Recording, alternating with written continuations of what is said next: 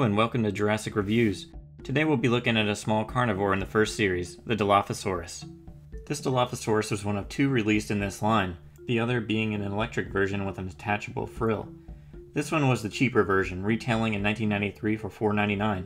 Unlike many of the smaller dinosaurs its size, it was made of mostly rubber instead of hard plastic, something normally found in the larger dinosaurs in this line. It stands 5.5 inches tall and is about 7 inches long from head to tail. Here's a size comparison with the Kenner 4-inch human and a 3 3/4 scale Mattel human. Here it is next to a Series 1 Velociraptor. Here it is next to the Series 1 Triceratops. And finally, here it is next to the Series 1 Tyrannosaurus Rex. The paint job is mostly a mix of green with beige-looking wavy lines down its back, with darker green along the top of its head, back, and tail. It also has a little bit of purple under its jaw and neck, with beige along its belly and underneath its tail. Its JP mark is on its leg. This one's number was 2. It also came with a collector's card like other dinosaurs in this line, as shown here. Part of the reason this dinosaur is made of rubber is due to its action feature. Its packaging states that it has Dino Strike Venom Spray. This feature is done by dipping the Dilophosaurus' head in water and squeezing its ribcage inwards and releasing, causing it to fill with water. Then it's just a matter of finding a target and squeezing its sides, causing the water to shoot out like it's a water gun. This is a pretty cool and unique feature among Jurassic Park toys. Later Dilophosaurus figures would just use a plastic piece to represent the venom instead. There is a variant of this figure, but the only difference is that it has holes on the bottom of its feet. In terms of articulation, only its legs can move. Since parts of the figure are rubber, though, you can move parts like its tail a little. I will say that this figure has a difficult time standing in certain poses.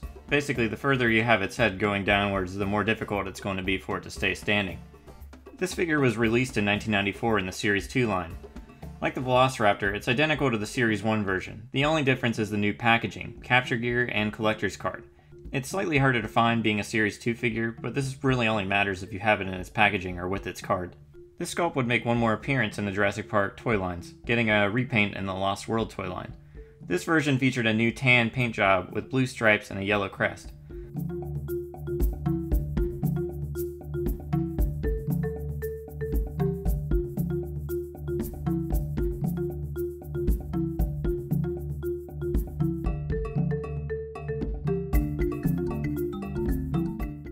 Like other Lost World dinosaurs, it also included capture gear. This version is much more uncommon than the previous versions, and can prove difficult to find, especially still in its packaging. I only got this one a few years ago, for some reason it had always eluded me. This sculpt was to have one more release, in the cancelled Jurassic Park Chaos Effect 900 line, shown here. The Series 1 and 2 releases of this figure are overall really common figures, and can be had for less than $10 loose, and $20 to $30 in their boxes. As previously stated, the Lost World version is harder to find, with loose samples tending to go in the $25 to $30 range, and box versions going for over $50. I actually like this version of the Dilophosaurus more than any other release, partly because it was one of the first Jurassic Park toys I got, and because it had the rubber body. Just always liked that more than hard plastic. I would have liked it if you could have moved the arms, or it could stand better, but overall it's a solid figure. I give it an 8 out of 10. And that's it for the Dilophosaurus. If you enjoyed this video, feel free to subscribe as I continue to review figures in the first series.